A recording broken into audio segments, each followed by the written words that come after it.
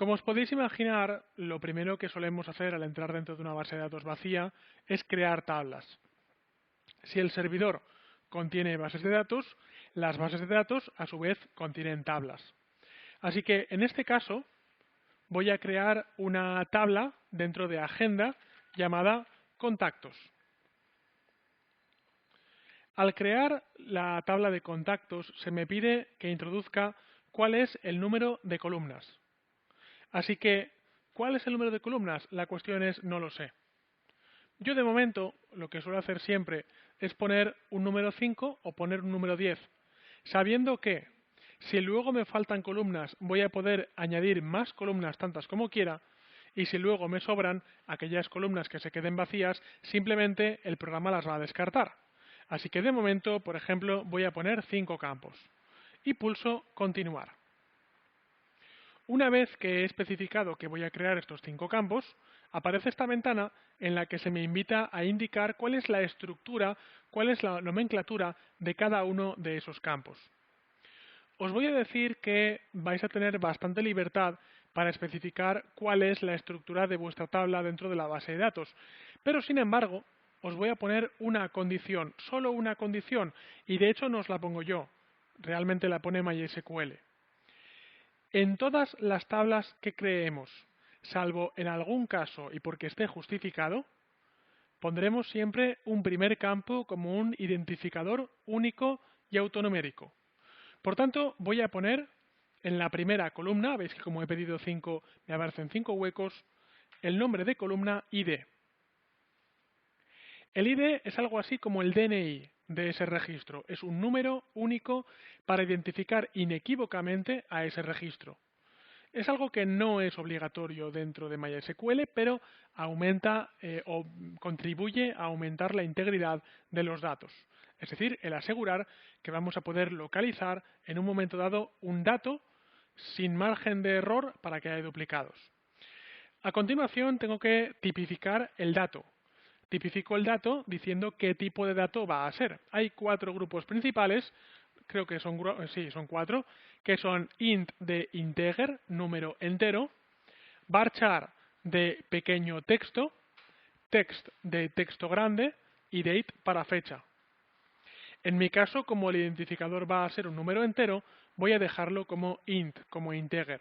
Aunque también os tengo que decir que el motor MySQL viene con muchos otros tipos de datos, como por ejemplo tinyInt, entero minúsculo, entero pequeño, medio, entero, gran entero, decimal, de coma flotante, de doble precisión, número real, bit, booleano, fechas, cadenas e incluso datos espaciales, como por ejemplo geometría, para introducir coordenadas tridimensionales. En principio, por tanto, vamos a poner un número entero. Y a continuación, ya en este parámetro, en longitud de valores, es donde mucha gente se acaba confundiendo, voy a poner el número de caracteres que podrá tener ese número.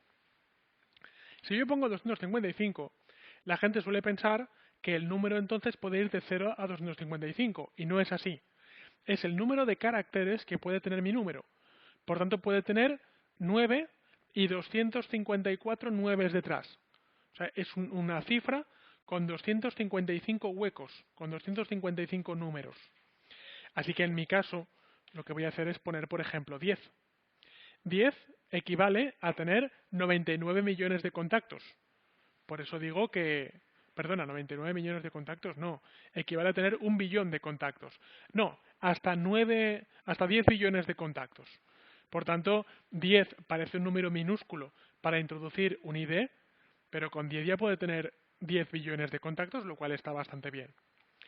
Y por último, para este campo, y atención, solo para el campo de ID, lo que voy a hacer es, aquí un poco más a la derecha, voy a decir que este campo es un índice primario y es autoincremental.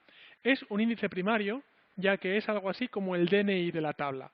Es el campo que sirve como identificador primario de la tabla. Y además autoincremental. Si aparece un registro con el número 1, quiero que a continuación el siguiente que ponga sea el número 2 y el siguiente el número 3. Y no lo quiero gestionar eso yo manualmente, quiero que me lo gestione el motor automáticamente. Así que una vez que tengo este primer campo, voy a continuar con los demás. Puedo poner, por ejemplo, nombre y cuidado, nombre no puede ser un campo de número entero. Así que en este campo voy a poner varchar. No text, ya que varchar equivale a un texto pequeño, digamos un párrafo de un libro, mientras que text equivale a un texto grande, puede ser un libro en sí mismo. Así que varchar. Y ahora, ¿cuántos caracteres ponemos? Pues por ejemplo, voy a poner 255. Yo en este caso suelo aplicar la regla de más vale que sobre que falte. Es decir, más vale poner un campo grande y que luego no haya nadie que tenga un nombre de 255 caracteres, que no poner 10 caracteres y que alguien tenga un nombre de 12 caracteres y no pueda guardar su campo, no pueda almacenar su campo. Por tanto, por eso os decía que suelo seguir la regla de más vale que sobre que falte. Voy a advertir una cosa, y es que estoy haciendo esta regla un poco para curarme en salud y saber que no voy a tener problemas al introducir datos, pero esta regla que estoy tomando un poco a la ligera iría en contra de la eficiencia. Si yo estoy usando mucha más memoria de la que realmente voy a necesitar, en lo que puedo acabar finalmente es en una base de datos que gaste mucha más memoria de la que realmente necesitaría. Por tanto, no digo que no nos vayamos a preocupar de eso. No nos vamos a preocupar ahora, que es nuestra primera base de datos. Hay una regla que dice que, ya hablaremos de ella, que dice que la optimización prematura es el origen de todo el mal.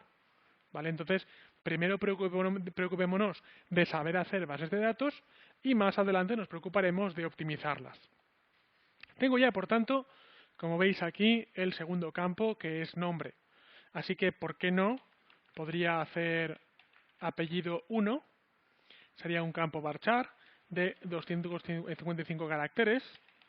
Apellido 2 sería un campo varchar de 255 caracteres. Ya tengo, por tanto, 3 campos para almacenar un nombre y 2 apellidos.